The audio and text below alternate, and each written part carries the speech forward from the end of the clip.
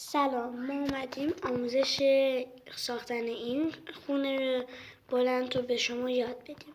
اگر دوست داشتین تا آخر ویدیو همراه ما باشین. اول از همه یه آجر برمی‌داریم و تا هر چقدر که دوست داشتیم بالا می‌بریمش.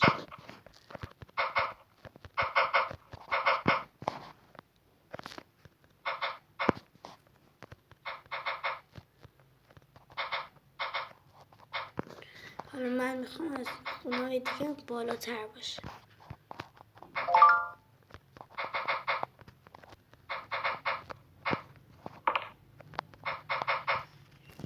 خب بالاترین آجر رو میذاریم باشه، آجرهای پایینش رو هم میکنیم، چون میدونی اگر بذاریم باشه خونمون خیلی خوشگل نمیشه.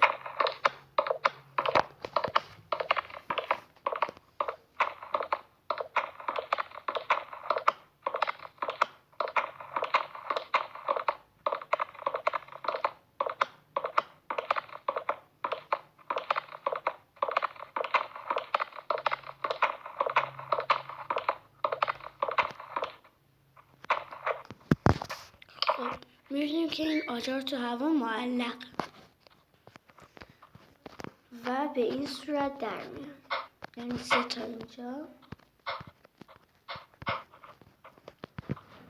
باید 9 تا آجر بشه. بعد میایم مواد مذاب برمی‌داریم.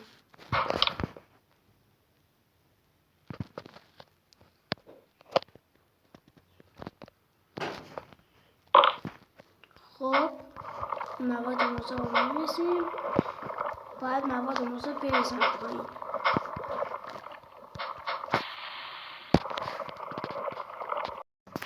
خب باید این مواد کلاً بریزم پایین، این عجله نداریم، کلاً باید بریزیم.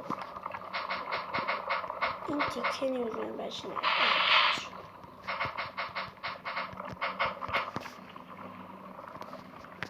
حالا مشکلی نیست بریزن روی زمین.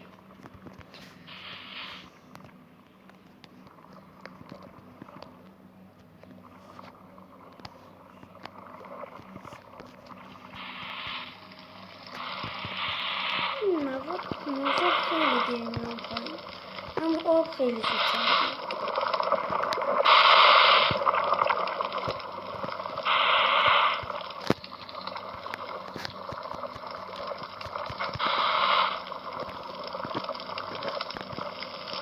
این تیکه هم باید بیاد پایین.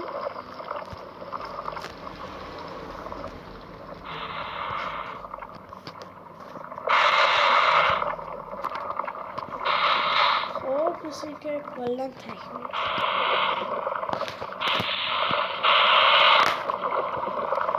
خب حالا باز دوباره از همون آجر که اول استفاده کردیم میایم و روی اینو میذاریم دقیقاً 3 ردیف.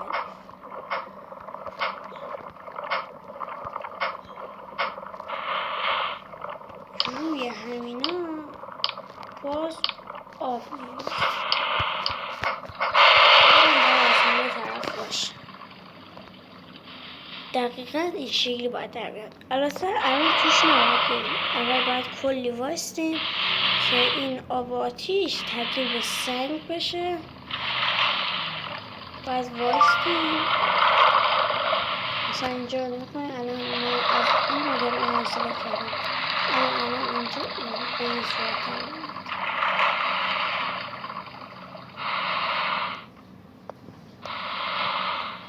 من باید وایستم استفاده بکنم.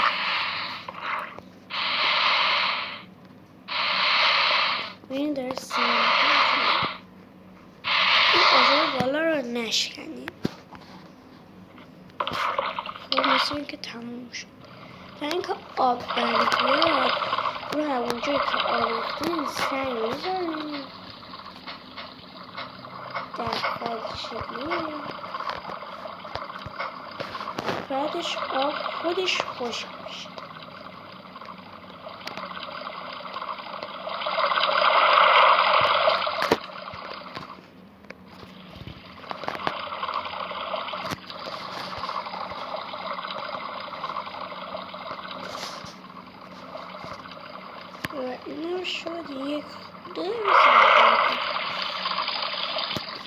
آجرهای بالا هم میکنیم تا خونه خوشگلی داشته باشیم.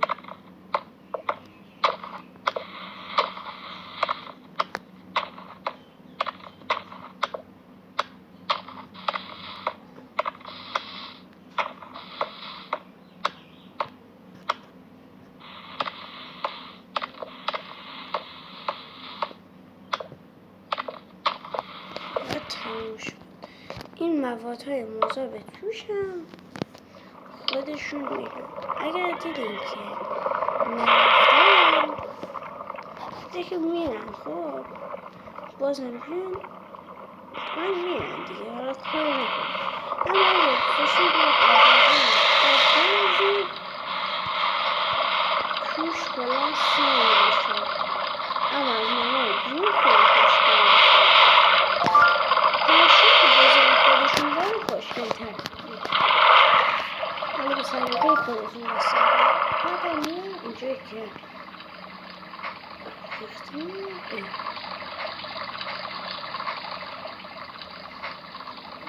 صورت خوش کنیم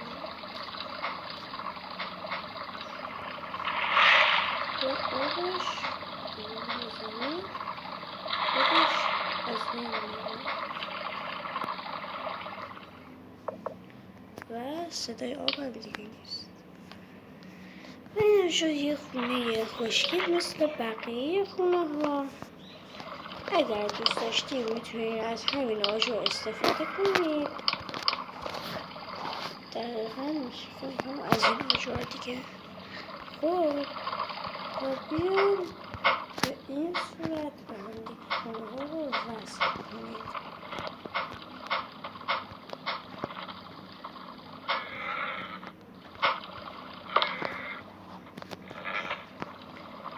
تا ویدیوهای بعد خدا نگهدار.